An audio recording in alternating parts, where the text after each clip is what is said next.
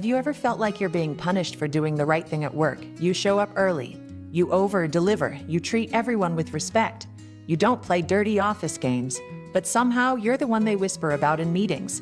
You're the one mysteriously excluded from key emails. You're the one whose credit gets stolen, whose name mysteriously disappears from team wins.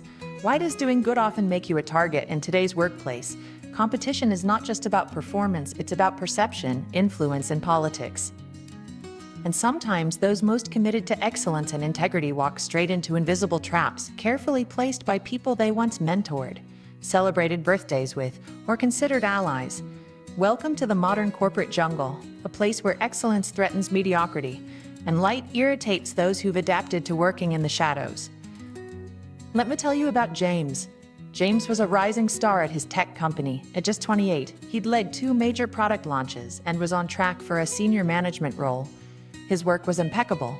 He volunteered for tough projects, he gave credit freely, and took none for himself. People liked him until upper management started noticing, until the CEO mentioned his name during a company town hall. Then everything changed. Lunch invites disappeared. People he once mentored started avoiding him. Strategy meetings happened without him. Then came the whispers. Someone hinted that James manipulated performance data. Another claimed he was secretly interviewing with a rival firm. Then a message was accidentally sent to HR, suggesting he was running a side business in violation of company policy. None of it was true, but in corporate culture, perception often becomes reality. James wasn't fired. No, that would have been too obvious. He was just quietly, surgically removed from the inner circle. Frozen out, ghosted by leadership, dismissed by teammates. His name became toxic. His inbox, once full, grew quiet. He walked through office hallways like a ghost. Sound familiar? Maybe your story isn't James's exactly. But if you've ever sat in a meeting and felt that sting of silence when your idea was ignored, then repackaged and praised when someone else said it, if you've ever been side-eyed for doing too well, or watched people bond over their shared dislike of your ambition, if you've ever felt betrayed by someone you defended, only to learn they'd been plotting your removal behind your back, then you already understand what it means to be Daniel right here, right now. The corporate world today is a battlefield, but not the kind with loud confrontations and open declarations. This war is subtle, sophisticated, a psychological chess match, fought with offhand comments, strategic silence, exclusion, and weaponized professionalism. People don't pull knives, they pull influence. They gather allies, they craft narratives. They won't fight you directly. They'll drown you in diplomacy while drafting your downfall. Mendath and they seven the exprapolus their sevalus hombe, and they carices, athemation they kestafe. Well doc and mendi ft main your macias there's that. You face enemies not because you've done something wrong, but because you've done something right. Because your presence reveals their negligence. Your hard work exposes their shortcuts. Your results challenge their mediocrity. That's exactly what happened to Daniel. Daniel wasn't hated because he was evil. He was envied because he was excellent. He wasn't plotted against for doing wrong, he was targeted for doing right. He didn't ask to be noticed. He was simply too faithful to ignore. But why is integrity so offensive to some people? Because when you live with conviction, you become a mirror.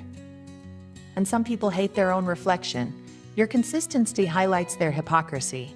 Your humility confronts their pride. Your light exposes their hidden agendas. And rather than grow, they retaliate. They'll say you're not a team player, that you're too intense, too ambitious, or too spiritual. They'll sabotage subtly, never enough to get caught, just enough to cause damage. But here's the good news. The Bible isn't outdated, it's timeless, and Daniel's story isn't just a Sunday school lesson. It's a survival guide. It's a blueprint for navigating betrayal, competition, and character. Assassination with grace and power. It's not just about a lion's den in Babylon, it's about boardroom betrayals, slack thread slanders, performance review politics. So how do you stay clean when the environment is toxic? How do you keep showing up when you know you're being watched, envied, and quietly opposed? How do you handle betrayal when it wears the face of someone you prayed with or promoted? Stick with me, because Daniel's strategy didn't just protect him, it promoted him, and it still works. Daniel wasn't looking for power, he was just faithful. He didn't claw his way to the top. He didn't network his way into favor. He didn't manipulate others to rise. He simply lived with excellence, and that excellence became undeniable. Exile, captive, foreigner, those were Daniel's labels. And yet, within a few years, he became one of the most trusted leaders in an empire that once enslaved him. How? The Bible says it plainly. An excellent spirit was in him, Daniel 6. 3. Excellence, not connections. Consistency, not charisma. Conviction, not compromise. But excellence is not neutral. It provokes. When Daniel began to outshine the other high officials and governors, they grew envious. Not because he was corrupt, but because he wasn't. He wasn't gaming the system. He was transcending it. And that made him a problem. They weren't mad because he was bad. They were mad because he was better. And instead of getting better themselves, they conspired to bring him down. That's the twisted logic of jealousy. If I can't rise to your level, I'll try to drag you to mine. Let's bring this into today's world. Meet Rachel. Rachel worked in government, high stakes, politically charged, and full of unspoken codes. Within 2 years, she became chief of staff for a senior cabinet official. Not by politics, by performance. She worked harder, stayed later, didn't gossip, didn't manipulate. She just did her job with integrity and brilliance. At first, they applauded her. Then they felt threatened. She's too ambitious. She's probably got someone backing her. She's not a team player. When rumors didn't stick, they searched through her calendar and emails. When they found nothing, they made up a story. An anonymous complaint, a vague accusation. No proof, just enough confusion to taint her reputation. An internal review was launched. And even when it cleared her, the damage had already seeped in. The lesson: in some environments, competence is seen as a challenge, and character is seen as a threat. That's Daniel. He wasn't just skilled, he was clean. That made him untouchable. And 2, corrupt men, that made him intolerable, so they got strategic. They stopped trying to expose a scandal and instead weaponized his righteousness. They convinced the king to pass a law outlawing prayer for 30 days. Knowing Daniel would never comply, they didn't attack his weakness. They attacked his strength, because when you can't find a man's flaw, you create a law to turn his strength into a liability. This is the moment where most people break. Daniel could have negotiated. He could have prayed in secret, closed the windows, skipped a few sessions until things blew over. He could have rationalized, God will understand, but he didn't flinch, didn't hide, didn't shift. He opened his windows just like always and knelt down just like always. 3 times a day. Why? Because Daniel had resolved something before the trap was set. He knew who he was. And more importantly, he knew whose he was. And sometimes your commitment to God must be louder than your fear of consequences. In today's world, Daniel would be the employee who refused to alter the budget to meet someone else's lie. He'd be the whistleblower who stayed silent for months, praying and fasting before bringing corruption to light. The team lead who refused to use blackmail or bribery to close a deal. He'd be the one who would rather walk away from a 6-figure job than stain his soul for success. That kind of person is rare. But when they exist, they make systems nervous. Let's be real, excellence exposes. It doesn't just shine, it reveals what others aren't doing. When you are consistent, you make others' laziness visible. When you're honest, you make others' deceit more obvious. When you serve from conviction, you threaten those who are faking it. That's why Daniel wasn't celebrated by everyone. He was tolerated until he became a threat, then targeted. But here's the truth: God never calls his people to blend in. He calls them to stand out, not through arrogance, but through authenticity, not by compromising, but by cultivating character. Daniel didn't rise because he was politically connected. He rose because he was spiritually grounded, and he didn't survive the lion's den because of his position. He survived it because of his posture. So what does that mean for you? You don't have to manipulate to rise. You don't have to scheme to succeed. You don't need to sacrifice your values for a seat at the table. You just need an excellent spirit and the boldness to live it out in public. Because like Daniel, you've been planted in a hostile system not to blend in, but to show the world what heaven looks like under pressure. Envy doesn't just hate you, it plots against you. It doesn't want you gone, it wants you disgraced. It wants your legacy stained, your character questioned, your favor stripped. And the most dangerous attacks rarely come from enemies you recognize. They come from people in the room with you. People who clap for you in public but compete with you in secret, that's what Daniel faced. In Daniel 6, the governors and satraps were many. Daniel was just one, but Daniel was different. He was distinguished, and that distinction attracted deception. The Bible says they sought to find a charge against Daniel concerning the kingdom, but they could find no charge or fault, because he was faithful, nor was there any error or fault found in him. Daniel 6:4, they launched a full-blown character audit, checked his accounts, investigated his loyalty, undid fit, analyzed his performance, and still nothing. No scandal, no drama, no flaw to exploit. So instead of celebrating his purity, they targeted his piety, because nothing agitates compromise like consistent character. Let me tell you about Marcus. Marcus was a senior partner at a prestigious consulting firm, always clean, always calm, never missed a deadline.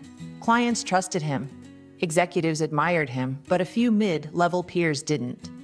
Not because Marcus did anything wrong, but because he made them look lazy without ever saying a word. He didn't gossip, didn't push blame, didn't take shortcuts. He just did the right thing consistently. So the sabotage began.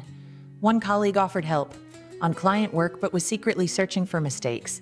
Another began fishing information from interns, probing for any angle of controversy.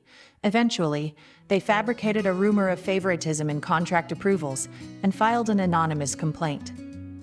It triggered a formal review. He was cleared, but the impact lingered. Trust was fractured, his confidence shaken. And worst of all, he started wondering if excellence was even worth it anymore. That's the spirit of Daniel 6. When people can't beat your performance, they'll try to smear your integrity. When they can't find dirt, they'll manufacture it. When they can't crush your talent, they'll try to trap your convictions. That's exactly what the satraps did. We shall not find any charge against this Daniel unless we find it against him concerning the law of his God. Daniel 6:5. Translation: let's make faith a liability. Envy leads to manipulation. Manipulation leads to strategy.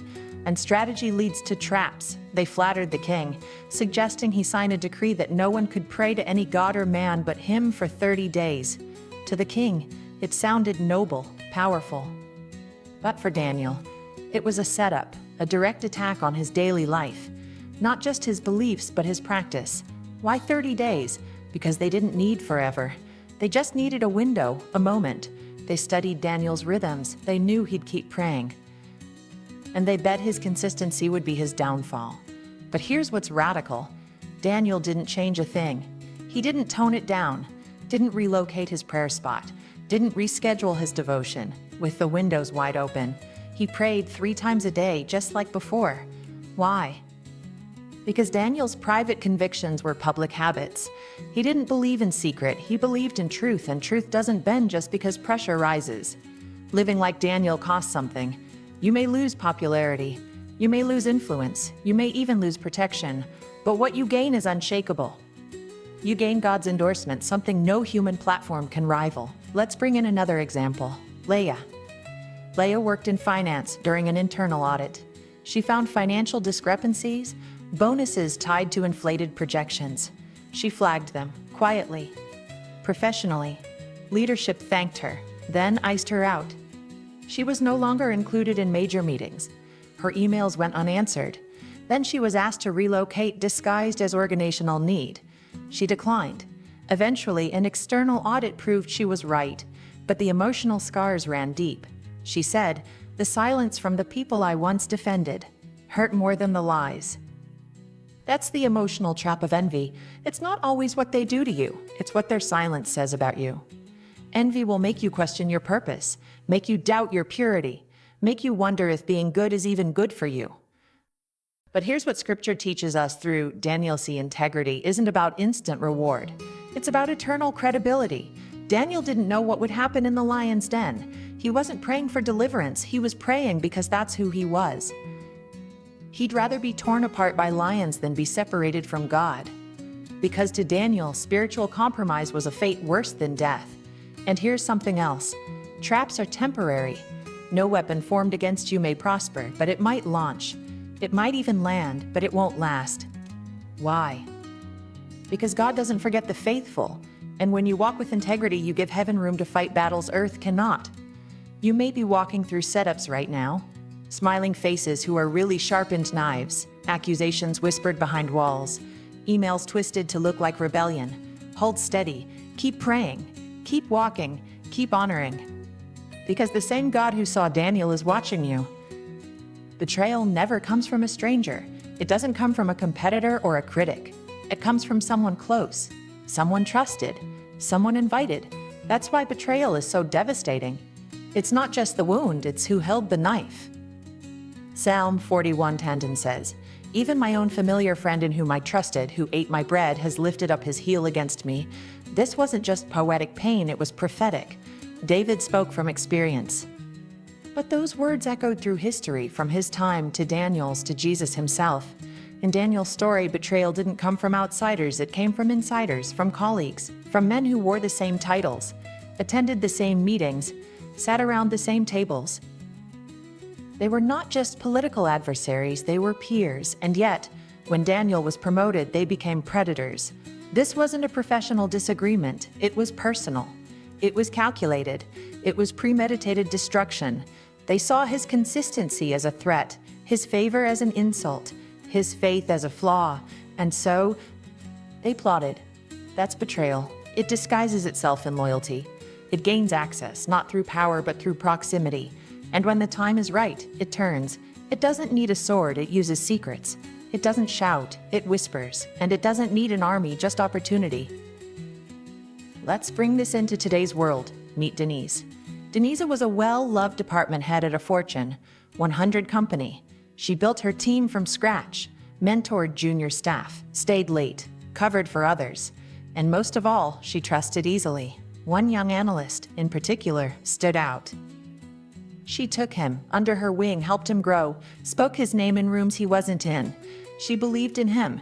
He called her his career angel. They celebrated project wins together, shared meals, confidences, dreams. But then he was offered a chance at her role. And rather than step aside or even tell the truth, he accused her of manipulating reports. He leaked documents out of context, sent private emails to leadership, suggested she'd mismanaged funds. None of it was true, but the damage was done. Her reputation unraveled in weeks. She wasn't even given a chance to respond, just quietly transitioned out. Psalm 41 is not distant, it's intimate. It gives voice to the pain that many keep silent. David doesn't cry about an enemy, he cries over a friend, he says. The one who ate my bread, meaning the one I shared life with. The one I trusted enough to feed. That's why betrayal is worse than attack. Because betrayal requires access. And when the one you let close becomes the one who turns, it shakes your foundation. Jesus experienced this too. In Matthew 26:24-25, he reveals that Judas, his disciple, his student, his follower, will betray him. And Judas still leans in, still calls him rabbi, still shares the meal. Then, hours later, he kisses Jesus as the signal for the arrest. A kiss, the universal sign of love used as a weapon. That's betrayal. Love turned into leverage. Trust turned into a tactic. So how do you survive it? Psalm 41 doesn't end at verse 9. Verses 10 and 11 shift the tone. But you, O Lord, be merciful to me and raise me up. By this I know that you are well pleased with me, because my enemy does not triumph over me. David moves from lament to expectation. He believes God sees, God knows, God vindicates. Let's return to Denise. She almost quit, took months of therapy, went silent on social media, but she didn't stay down. 6 months later, her former company, pressured by a whistleblower, conducted an internal audit, and everything her accuser said was disproved.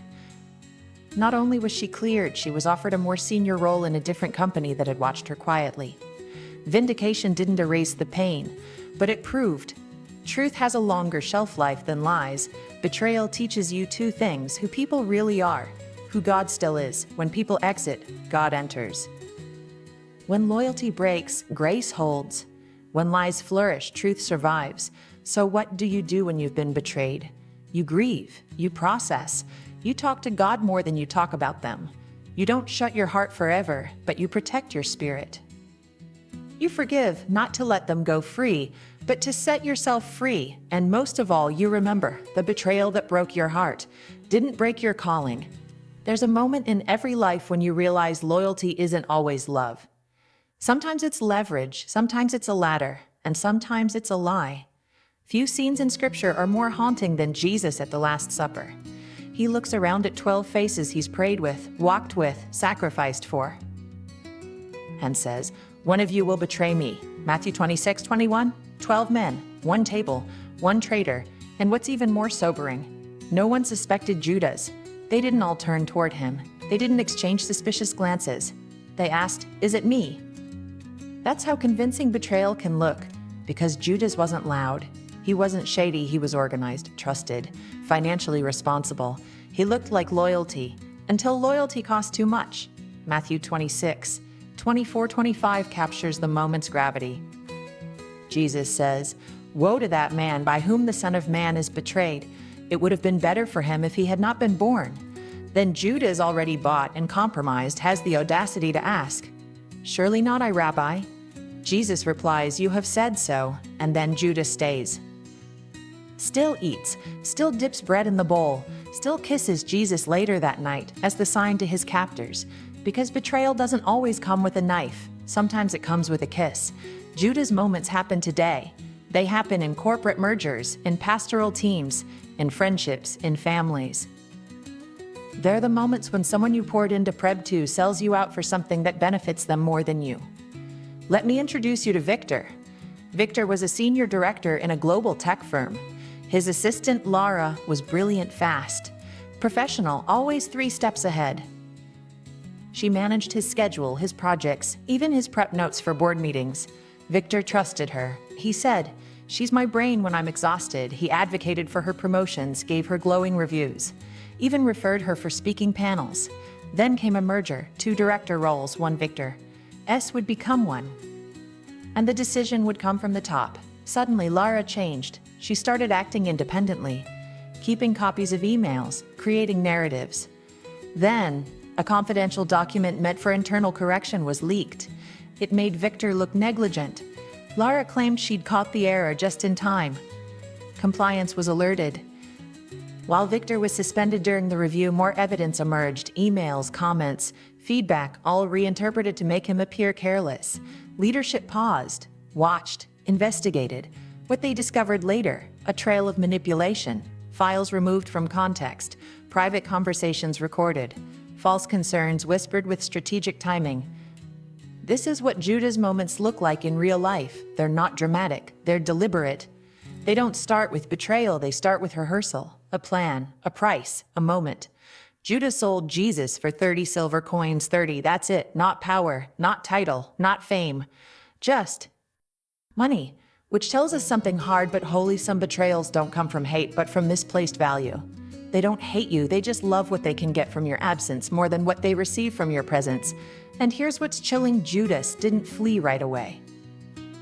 He waited, watched Jesus arrested, watched him condemned, then guilt hit. Matthew 27:3-5 says, "When Judas saw that Jesus was condemned, he was seized with remorse, returned the silver, and went and hanged himself." He had the reward in his hands, but his soul was empty. He realized too late he didn't just betray a man. He betrayed meaning. Betrayal doesn't end in glory. It ends in grief. Because when you step on others to rise, you fall alone. Let's go back to Victor. After the investigation cleared him, he was quietly reinstated. But something had shifted. He was more guarded, less trusting. Leadership later revealed they had watched everything unfold and were testing both character and crisis response. Victor kept his role.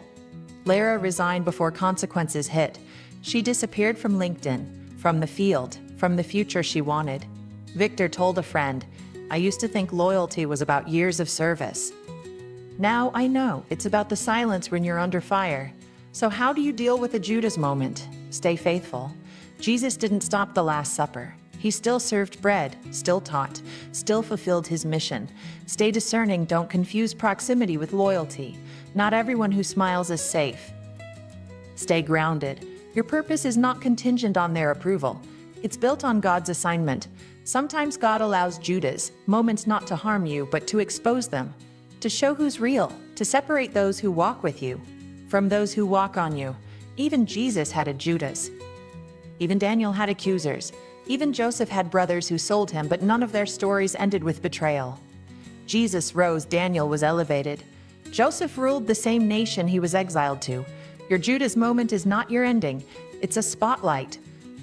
It reveals what and who was never meant to go where God is taking you. Sometimes faith will isolate you before it elevates you. Not because God is punishing you, but because He's preparing you to be proof of His power. In the story of Daniel, his greatest public moment came after his deepest private test, not in the courts of Babylon, but in the darkness of a lion's den. When Daniel refused to stop praying, he wasn't being rebellious, he was being righteous. He wasn't defying authority out of arrogance, he was honoring God out of consistency. He knew the decree, he knew the consequences, and still he prayed. Because Daniel understood something we often forget: faith doesn't wait for safe conditions. Faith obeys even when it's costly.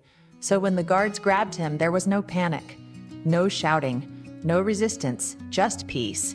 Because Daniel had already resolved, I may be alone in this decision. And now thousand might end day may be alone in this decision. But I'm not alone in this destiny.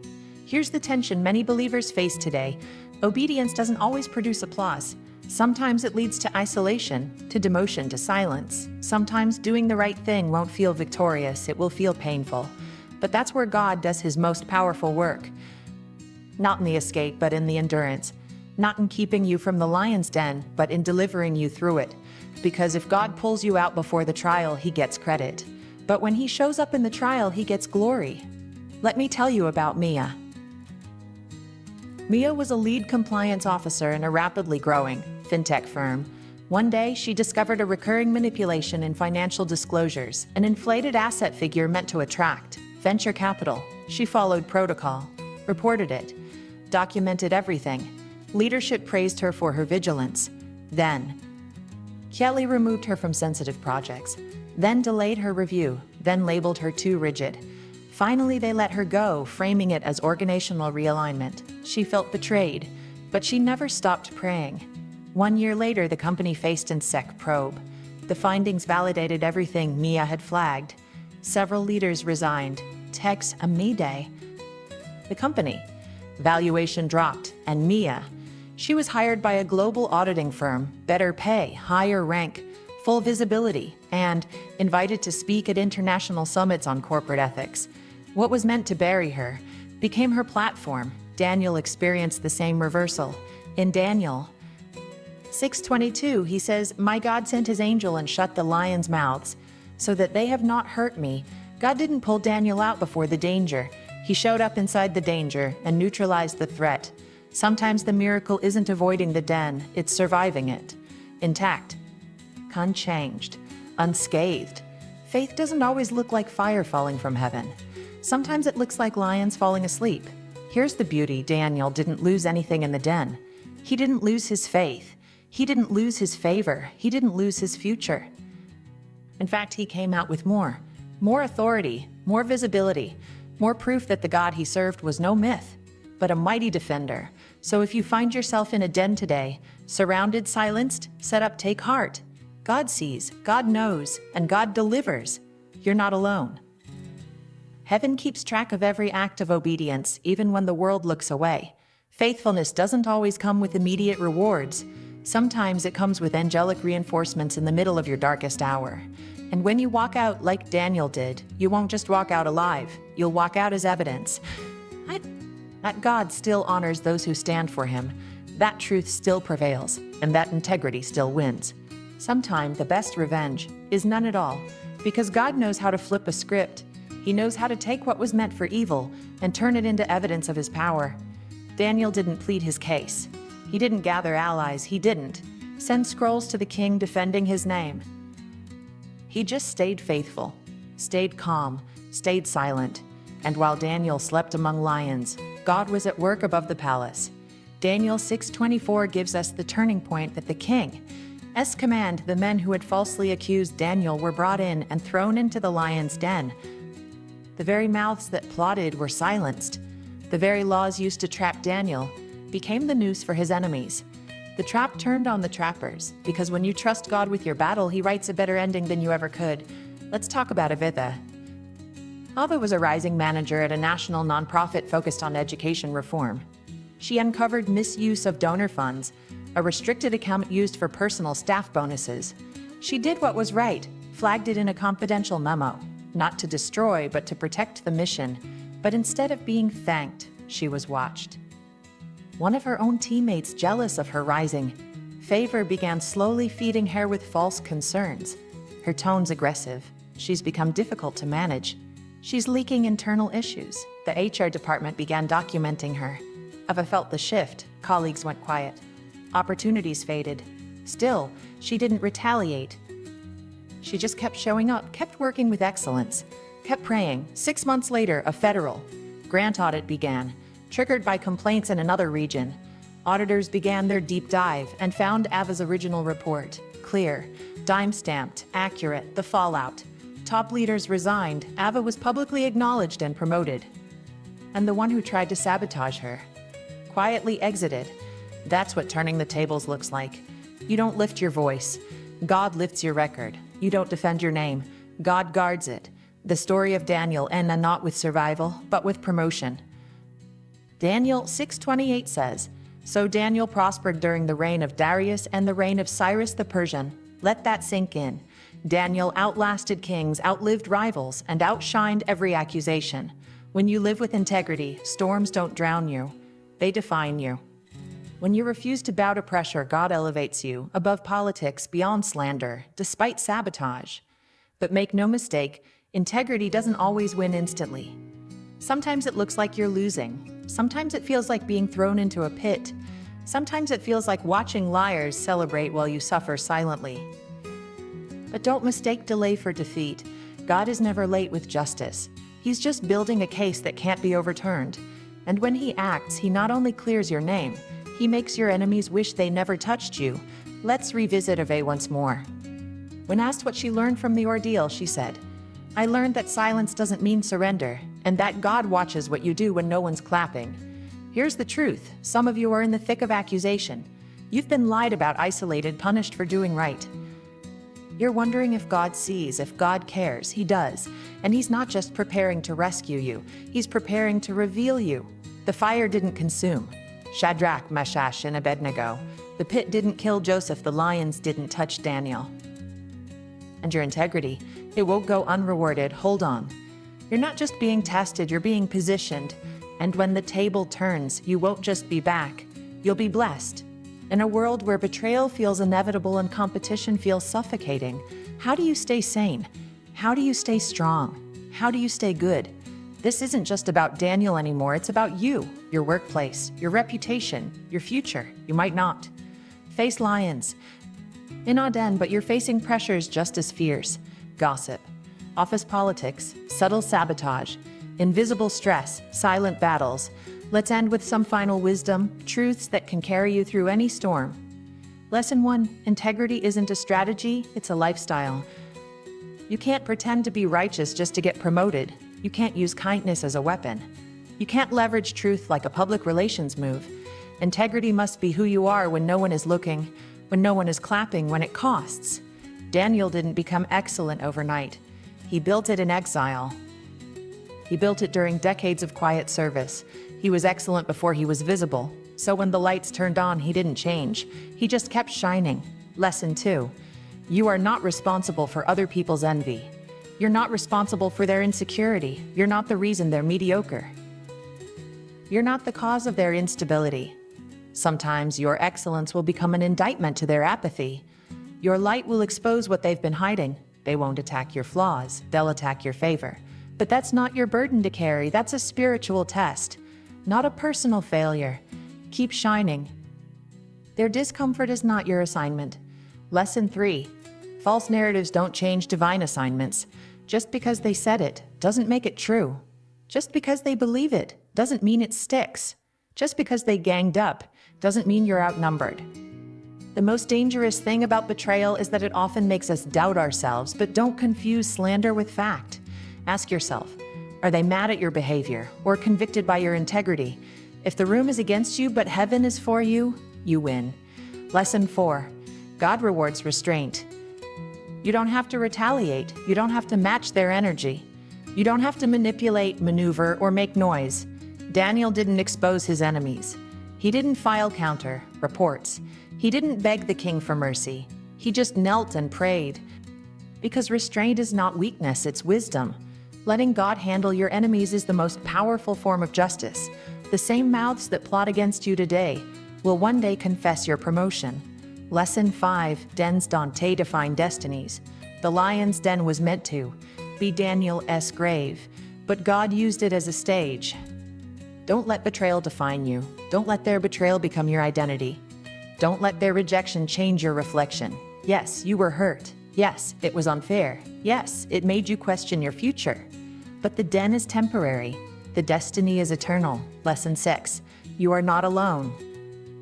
There are more Daniels than you realize, faithful employees, quiet warriors, hidden gems, people in offices, in classrooms, in leadership, positions doing what's right even when it costs. You are not crazy. You are not soft. You are not forgotten. You are exactly what this world needs more of, and heaven is watching. So what do you do now? You pray more. You work smarter. You walk with character. You choose silence when it protects your peace. You choose excellence when no one else does. You believe that truth still matters, even in a world that rewards manipulation. You take the wisdom of Daniel and live it in your field, in your team, in your leadership, in your legacy. Because when it's all said and done, you don't want to be known for clapping back. You want to be known for standing tall. You want to be remembered not for how loud you were, but for how loyal you were. Not for how you fought, but for how you endured. So lift your head. You're not what they said. You're what God spoke. You're not broken. You're being built. And one day the same people who underestimated your value will witness your victory. Like Daniel, you will prosper. You will rise. You will endure. And when it's your time to shine, there won't be a lion in sight. If this message spoke to you, subscribe to the channel, hit like, and share this video with someone walking through a storm. They need to hear this. And remember, you were built for more.